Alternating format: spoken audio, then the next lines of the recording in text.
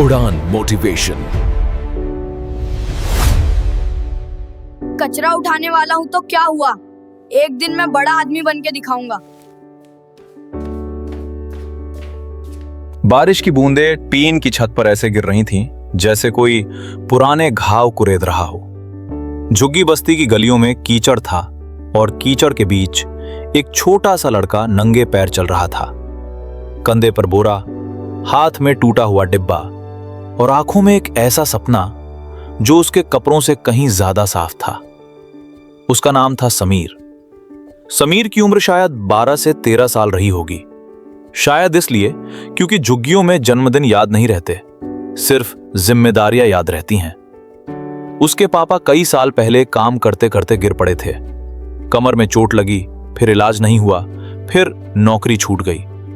मां घर घर बर्तन करती थी और समीर ने बचपन को बोरे में डालकर कूड़ा चुनना सीख लिया। लेकिन समीर का सबसे बड़ा शौक कूड़े में से किताबें निकालना था। फटी हुई कॉपी, पुराने अखबार, किसी का फेंका हुआ टाइम टेबल। वो उन्हें उठाता, धूल झाड़ता और ऐसे देखता जैसे ये कोई सोना हो। लोग हंसते, अरे समीर, ये कूड़े में भी पढ़ाई ढूंढता है। कोई कहता, पढ़ाई से पेट भरता है क्या? कोई और कहता, कूड़ा बीनने वाला बड़े बड़े सपने देख रहा है। समीर बस मुस्कुरा देता, क्योंकि उसके अंदर कोई आवाज कहती थी, एक दिन ये लोग नहीं, मैं खुद अपने आप पर हंसूंगा कि मैंने इतना देर क्यों किया। बस्ती से थोड़ी दूर एक बड़ा स्कूल था, शिव ज्योति पब्लिक स्कूल। गेट पर चमकदार बोर्ड, भीतर हरे भरे पेड़ और हर सुबह बच्चों की लाइनें। समीर रोज अपने काम के रास्ते में उस स्कूल के सामने धीमा हो जाता। कभी गेट के पास खड़ा हो जाता, कभी अंदर झांकता। और जब घंटी बजती, उसके दिल के अंदर भी एक घंटी बजती। उस दिन भी वही हुआ। बारिश कम थी, हवा ठंडी थी और समीर के हाथ में एक पुरानी कॉपी का पन्ना था जिस पर कुछ गणित के सवाल बने थे। किसी ने फेंक दिया था, लेकिन समीर ने उसे बचा लिया था। वो गेट के बाहर खड़ा था, तभी उसके कान में टीचर की आवाज आई, बच्चों, आज हम फ्रैक्शन सीखेंगे। समीर ने आंखें बंद की। उसे लगा जैसे कोई दुनिया उसे बुला रही है, एक ऐसी दुनिया जहां गंदे हाथों से भी सपने लिखे जा सकते हैं। उसी समय गेट खुला, एक गाड़ी अंदर गई और गार्ड दूसरी तरफ देख रहा था। समीर का दिल धड़कने लगा। उसने खुद को रोका नहीं, वो धीरे धीरे अंदर चला गया। स्कूल के अंदर कदम रखते ही उसे लगा जैसे वो किसी दूसरी दुनिया में आ गया हो। फर्श साफ, दीवारों पर पोस्टर, बच्चों की हंसी, पानी की बोतलों की खनक और यूनिफॉर्म की खुशबू। समीर ने अपने फटे कपड़ों को देखा और एक पल को ठिठका। उसके पैर पीछे हटना चाह रहे थे, लेकिन फिर उसने वो पन्ना कसकर पकड़ा और आगे बढ़ गया। वो एक क्लासरूम के पास जाकर रुक गया। दरवाजा थोड़ा खुला था, अंदर बच्चे बैठे थे। टीचर बोर्ड पर लिख रही थी। समीर ने सांस रोककर अंदर झांका, फिर जैसे किसी ने उसे धक्का दिया हो, वो क्लास के अंदर चला गया। क्लास के बच्चों ने उसे देखा। कुछ ने आंखें फाड़ी, कुछ ने नाक सिकोड़ ली और कुछ ने धीमे से फुसफुसाया, ये कौन है? ये तो गेट के बाहर घूमता रहता है। समीर ने एक खाली बेंच देखी। वो जाकर धीरे से उस बेंच पर बैठ गया। उस पल उसने पहली बार महसूस किया कि बेंच पर बैठने से इंसान बड़ा नहीं होता, लेकिन बेंच पर बैठने का हक मिल जाए तो जिंदगी बदल जाती है। टीचर का नाम था राधिका मैडम। कड़क आवाज, सख्त चेहरा और नियमों की दीवार। राधिका मैडम की नजर समीर पर पड़ी। उन्होंने पढ़ाना रोक दिया। कमरे में सन्नाटा छा गया। तुम कौन हो? उन्होंने तेज आवाज में पूछा। समीर घबरा गया। मैं बस पढ़ाई। उसके मुंह से शब्द टूट रहे थे। राधिका मैडम आगे आईं। उन्होंने समीर के कपड़ों, उसके हाथों, उसके बोरे, सबको एक नजर में तौल लिया और फिर वो शब्द बोले जो किसी बच्चे के अंदर की रोशनी बुझा भी सकते थे या आग भी बना सकते थे। तेरी ये औकात? कूड़ा बीनने वाला और स्कूल की बेंच पर बैठा है। ये कोई धर्मशाला नहीं है, निकल जा यहां से। क्लास में कुछ बच्चे हंसने लगे। कुछ ने ऐसे देखा जैसे समीर कोई गंदगी हो और कुछ बच्चे चुप थे, लेकिन चुप्पी भी कभी कभी चोट बन जाती है। समीर का गला सूख गया, उसकी आंखों में पानी आ गया। वो उठ खड़ा हुआ। उसने बोरा उठाया और बाहर की तरफ कदम बढ़ाए, पर दरवाजे तक पहुंचते पहुंचते वो रुक गया। उसने पीछे मुड़कर देखा। राधिका मैडम उसे घूर रही थीं। बच्चे उसे देख रहे थे। समीर ने धीमे नहीं, बहुत साफ, बहुत मजबूत आवाज में कहा, मैडम, आज आप मुझे बेंच से उठा रही हैं, लेकिन एक दिन मैं पढ़ लिख कर वापस आऊंगा, और तब किसी बच्चे को उसके कपड़ों से नहीं, उसके सपनों से परखा जाएगा। क्लास में सन्नाटा। राधिका मैडम एक पल के लिए चौंकी, लेकिन तुरंत गुस्से में बोली, बहुत बोलता है, निकल। समीर बाहर आ गया। बारिश फिर तेज हो गई थी। उसकी आंखों से आंसू नहीं गिर रहे थे, उसके अंदर कुछ गिरा था, डर, और उसकी जगह उठ रहा था जिद। उस रात समीर ने झुग्गी में मां के पास बैठकर खाना नहीं खाया। मां ने पूछा, क्या हुआ? समीर ने कहा, मां, मैं स्कूल गया था। मां घबरा गई। क्यों? किसी ने कुछ कहा?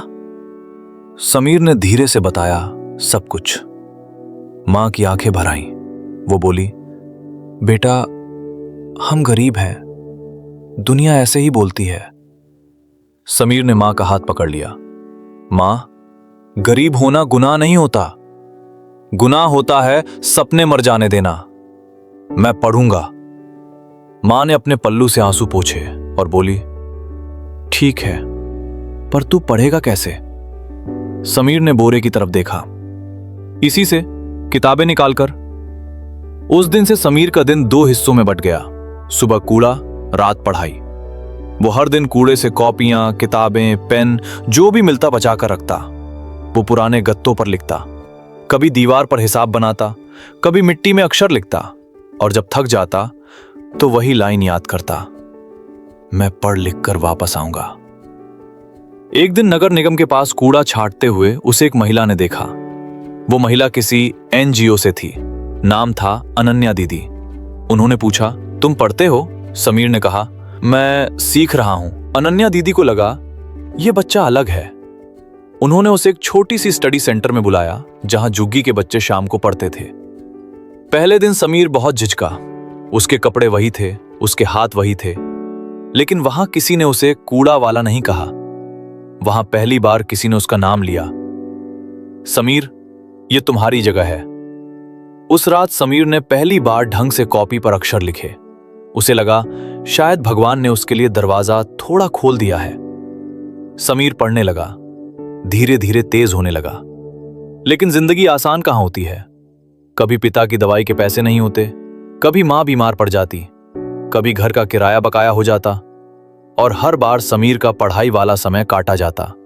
लोग ताना मारते, अरे पढ़ाई छोड़ काम कर, ये किताबें पेट नहीं भरेंगी, कूड़े से निकलकर कलेक्टर बनेगा। समीर ने एक बात पकड़ ली थी, जो लोग तेरा मजाक उड़ाते हैं वो दरअसल तेरे सपने से डरते हैं। वो रुका नहीं। समीर ने ओपन स्कूलिंग का फॉर्म भरा। अनन्या दीदी ने मदद की। वो 10वीं की तैयारी करने लगा। और फिर एक दिन जब वो शिव ज्योति पब्लिक स्कूल के बाहर से गुजर रहा था, उसे वही क्लास याद आई, वही बेंच और वही अपमान। उसने खुद से कहा, मैं वापस जाऊंगा, पर रोने नहीं, साबित करने। उसी साल नगर में एक गणित प्रतियोगिता हुई। कई स्कूलों ने हिस्सा लिया। शिव ज्योति स्कूल भी आया। समीर का स्टडी सेंटर भी बच्चों को भेज रहा था। समीर भी गया, बिना यूनिफॉर्म के, पर आत्मविश्वास के साथ। प्रतियोगिता में एक सवाल ऐसा आया जो बड़े बड़े बच्चों से नहीं हो रहा था।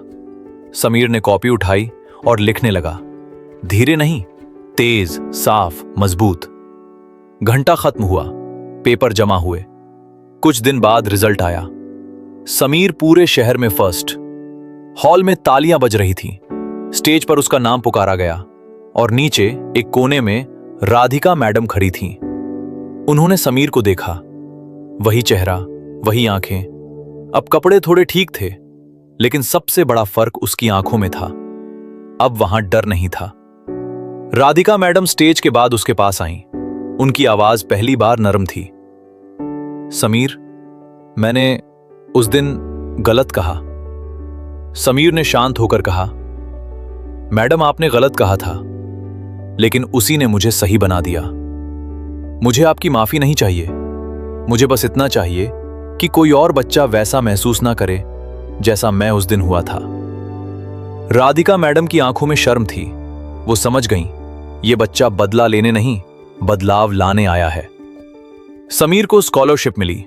वो आगे पढ़ा, कॉलेज गया, फिर शिक्षक प्रशिक्षण किया और साथ साथ बच्चों को पढ़ाता रहा। वो जानता था, उसके जैसे बच्चे सिर्फ पढ़ना नहीं चाहते, वो सम्मान चाहते हैं, वो मौका चाहते हैं, वो अपनी जगह चाहते हैं। समीर ने नौकरी भी की, पर अपने सपने को रोज बचाकर रखा। सालों बाद उसने पैसे जोड़े, छोटी सी जमीन ली और उसी इलाके में जहां झुग्गियां थीं, उसने एक स्कूल का बोर्ड लगाया, उड़ान स्कूल, जहां औकात नहीं हुनर देखा जाएगा। पहले दिन बहुत कम बच्चे आए। कुछ के पास चप्पल नहीं थी, कुछ के पास कॉपी नहीं थी, कुछ के पास डर था, हमें भी निकाल देंगे। समीर ने सबको एक ही बात कही, यहां कोई बच्चा बाहर नहीं निकलेगा, यहां कोई बेंच से नहीं उठाया जाएगा, यहां बच्चे की पहचान उसके कपड़े नहीं, उसकी कोशिश होगी। और उसी दिन उसने पहली क्लास शुरू की। वो बोर्ड पर लिख रहा था और अचानक उसे याद आया, वो भी एक दिन इसी तरह क्लास में बैठा था और निकाला गया था। उसने बच्चों की तरफ देखा और मुस्कुराया। कुछ महीने बाद एक दिन स्कूल के बाहर एक महिला खड़ी थी, साड़ी सलीके से, पर चेहरे पर उम्र और पछतावा। वो राधिका मैडम थी। उन्होंने धीमे से कहा, समीर, क्या मैं... समीर ने बात काट दी। मैडम, आपका स्वागत है। मैडम ने कहा, मैं चाहती हूं मैं यहां पढ़ाऊं। मैं चाहती हूं मैं उन बच्चों को वो सम्मान दूं जो मैंने तुम्हें नहीं दिया।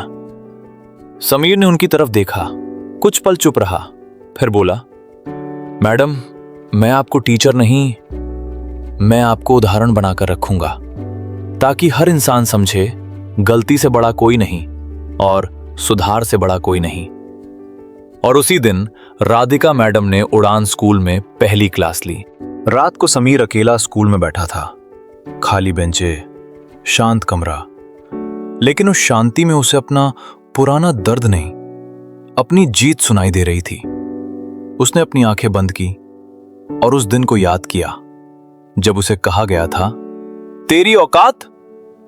समीर ने धीमे से कहा, आज मेरी औकात ये नहीं कि मैं स्कूल में बैठता हूं, आज मेरी औकात ये है कि मैं स्कूल बनाता हूं।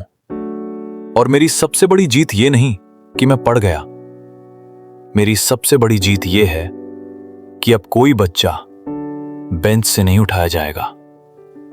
दोस्तों, दुनिया आपको गिराने के लिए शब्द फेंकेगी, आपको तोड़ने के लिए औकात बोलेगी, लेकिन याद रखना, औकात इंसान की नहीं, हालात की होती है।